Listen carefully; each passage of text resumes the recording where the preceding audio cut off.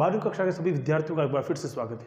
प्यारे दोस्तों, मैंने आप लोगों को कल की क्लास के अंदर जो हमारे पंचानन माहेश्वरी का वर्गीकरण है उसका अध्ययन करवाया था। उसी के तहत हमने अध्ययन की दृष्टि से इसे 4 भागों में बांटा था और उन चारों भागों के अंदर हमने अनावृत्ति असंग जनन, पुनरावृत्ति असंग जनन, अपस्थानिक भ्रूणता और कायिक प्रवर्धन, ये चीज़ों को हमने विभक्त किया था। इसमें से अनावृत्ति असंग जनन गुरु बीजाणु मात्र कोशिका से जब अर्धसूत्री विभाजन के द्वारा किसी का निर्माण होता है और उसमें निषेचन की क्रिया नहीं होती है, ये हमने पूरा का पूरा पढ़ लिया था। इसके 2 भाग थे, निषेक जननता और अगुणित अपयुग्मन, ये हमने पढ़ लिया है। और आज हम पढ़ने वाले हैं पुनरावृत्ति असंग जनन। दोस्तों, पुनरावृत्ति असंग जनन पढ़ने से पहले मैं आप सभी लोगों को तहे दिल से धन्यवाद देता हूँ, क्योंकि हालांकि 2016 से लेकर के 2020 का ये सफ़र काफ़ी लंबा रहा। कई बार हमने वीडियो नहीं बनाए। ये पहला ऐसा मौका है कि लगभग 45 दिन से मैं लगातार आप लोगों के लिए 2 क्लास, 1 क्लास, 2 क्लास, 3 क्लास, जैसे भी संभव हो रही मैं क्लास लेकर आ रहा हूँ। ये मेरी ज़िंदगी का भी पहला मौका है। लेकिन जैसा कि आपको पता है 2016 से लेकर अब तक में कई दिन, कई महीने और कई बार तो साल निकल गए, मैंने वीडियो तक आप लोगों के लिए नहीं डाले थे। फिर भी आप लोगों का मेरे ऊपर इतना स्नेह बना रहा कि मैं आज 25,000 सब्सक्राइबर हमारे पूरे हुए। ये हमारे लिए भी एक अच्छी गर्व की बात है कि इतने लोग मुझसे जुड़े हुए हैं। और देखिए, किसी का वीडियो लगातार आ रहा हो और अगर सब्सक्राइबर इकट्ठे हो जाएं तो बड़ी अच्छी बात है।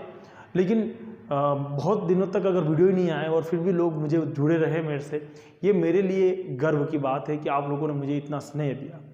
प्यारे विद्यार्थियों, आप लोगों के इस स्नेह को फिर से एक बार मेरी तरफ से सैल्यूट है।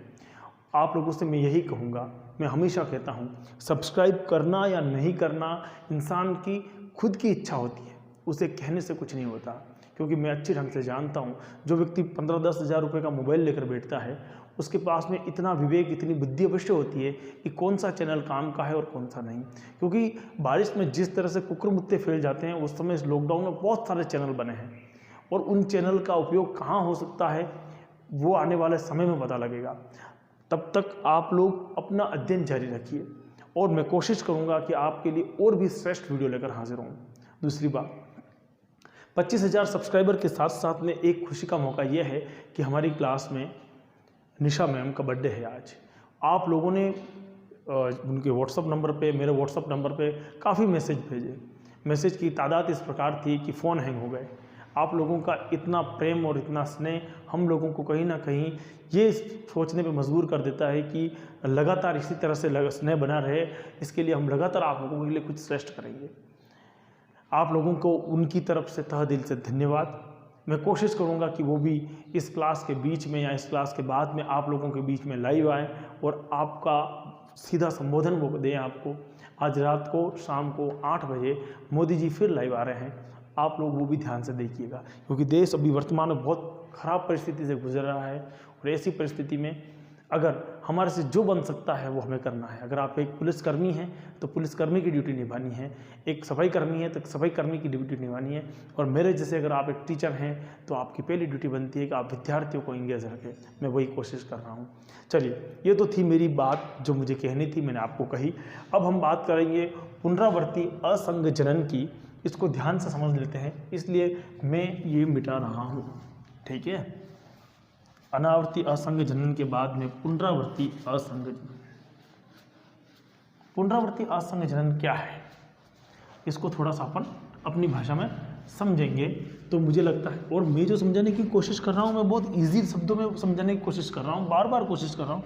अगर आपको समझ में आ रहा है तो आपको क्या करना है वो आपको पता है, ठीक है। चल, दिख रहा है यहाँ पर, ठीक है। मैं पढ़ा रहा हूँ पुनरावृत्ति असंग जनन। क्या पढ़ना है अपने को, ये सेकंड पॉइंट है उसका, पुनरावृत्ति असंग जनन हमको पढ़ना है। तो असंग जनन कौन सा है? पुनरावृत्ति असंग जनन को अपन क्या बोलेंगे? इसे बोलेंगे युग्मकोद्भिद असंग जनन। तो इसका अन्य नाम लिख ही लीजिए, अन्य नाम युग्मकोद्भिद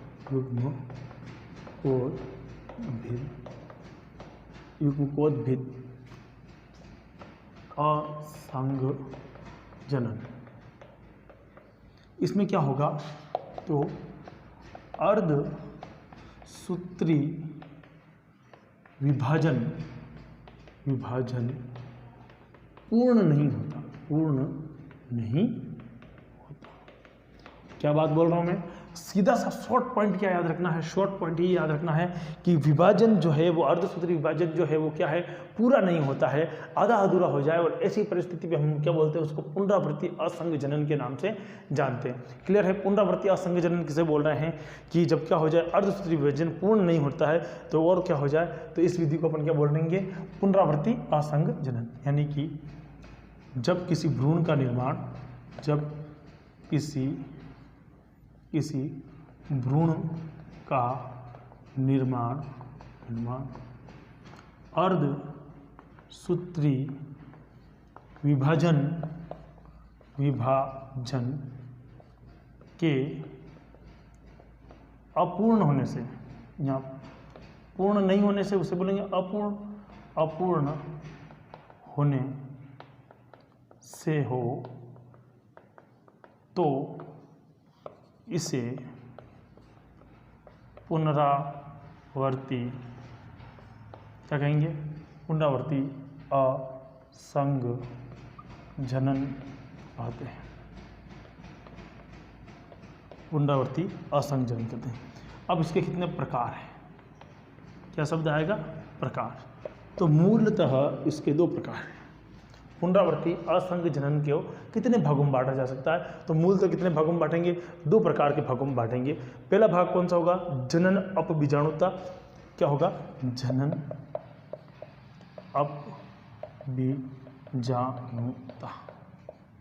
है ना। पहला पॉइंट क्या आएगा हमारे पास में, जनन अपबीजाणुता। हम किसकी बात कर रहे हैं, युग्मकोद्भिद की बात कर रहे हैं। और दूसरा कौन सा आएगा, कायिक अपबीजाणुता, कायिक अपबीजाणुता। जनन अपबीजाणुता और कायिक अपबीजाणुता दो प्रकार के इसका विभाजन होगा। यानी कि हमें पढ़ना है पुनरावृत्ति असंग जनन।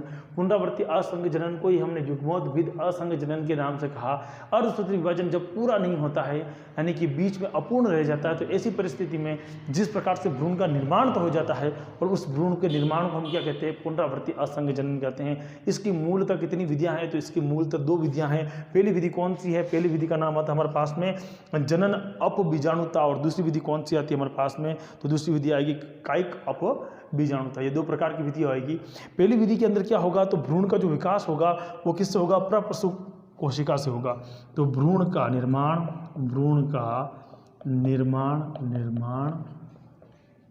प्रप्रसूत कोशिकाओं से होता है। किससे होता है बोलो, प्रप्रसूत कोशिकाओं से होता है। देखिए भ्रूण का निर्माण किससे हो रहा है, प्रप्रसूत कोशिकाओं से निर्माण इसका हो रहा है। जबकि इसमें क्या होगा, किसी भी अध्यावरण की, क्या लिखेंगे अपन, अध्यावरण, क्या लिखेंगे अपन, कायिक अपबीजाणुता में अपन क्या लिखेंगे, तो कायिक अपबीजाणुता में अपन लिखेंगे अध्यावरण की द्विगुणित कोशिका से विकास होता है।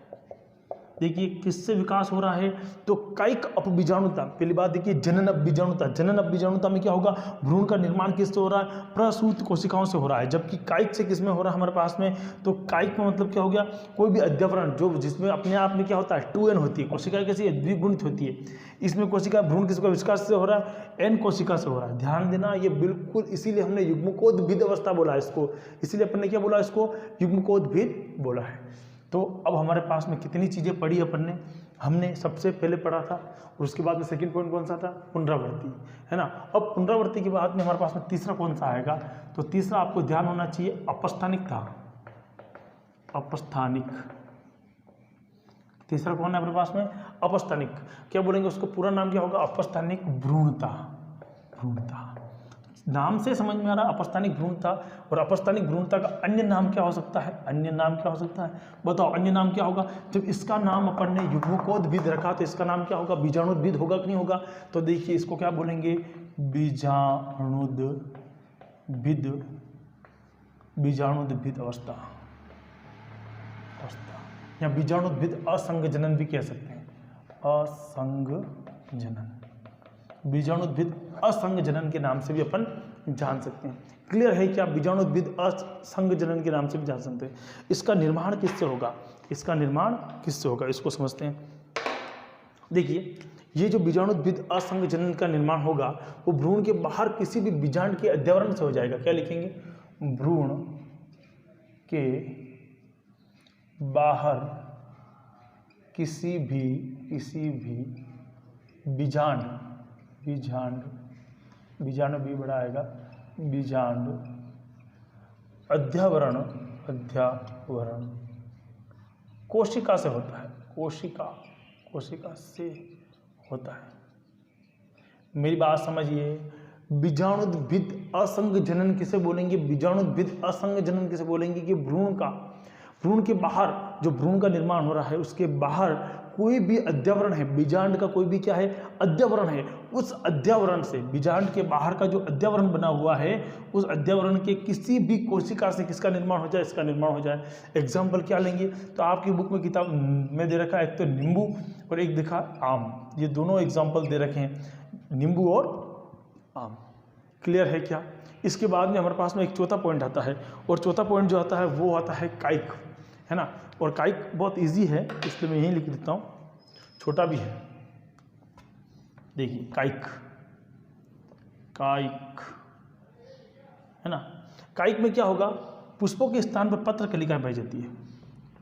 पुष्पों के स्थान पर पत्र कलिका पाई जाती है। पुष्पों के स्थान पर क्या पाई जाती है? पत्र कलिका पाई जाती है। और इसका एग्जाम्पल भी आप बहुत अच्छे ढंग से जानते हो। एग्जाम्पल क्या है? प्याज। आपने प्याज का एग्जाम्पल देखा होगा। प्याज जो है उसके अंदर क्या होगा? ऊपर जो वो पुष्प जो लगता है वो एक्चुअली पुष्प नहीं है, वो क्या है? उसकी पत्र कलिकाएं होती हैं। क्या महत्व है? अगर हम महत्व की बात करें, पहले स्क्रीनशॉट ले लीजिए, आप फिर मैं पूरा महत्व बढ़ा देता हूँ उसका, क्या महत्व है और क्या नहीं, इसको समझ लीजिएगा। देखिए, स्क्रीनशॉट ले लिया आपने।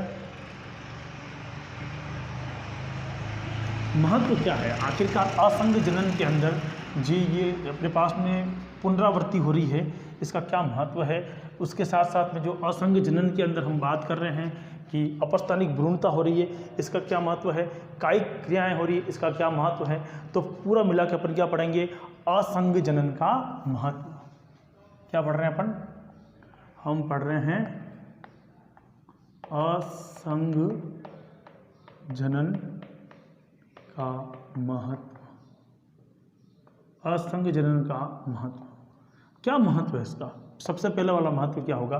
पहला महत्व क्या होगा? इसमें मात्र कोशिका के समान, मात्र कोशिका के समान संरचना होती है। यानी कि जो जैसी संरचना बनेगी वो मात्र कोशिका की बिल्कुल समान होगी। दूसरी बात, इसका कायिक संरचना है। कायिक संरचना से क्लोन बना सकते हैं। से क्या बना सकते हैं अपन? क्लोन का निर्माण कर सकते हैं। तो क्लोन बनाने के लिए एक आसानी हो जाएगी, जैसा भी क्लोन बनेगा आसानी से क्लोन बन जाएगा। तो ये बहुत बड़ी बात हो जाती है, क्लोन का निर्माण भी अपन आसानी से कर पाएंगे, वो मात्र कोशिकाओं के समान होगा। और फिर भी और क्या बात होगी? लंबे समय तक जो शुद्ध गुण हैं, अच्छे गुण हैं, शुद्ध गुणों का स्थानांतरण हो सकता है, या गुणों का संरक्षण हो सकता है, संरक्षण होता है।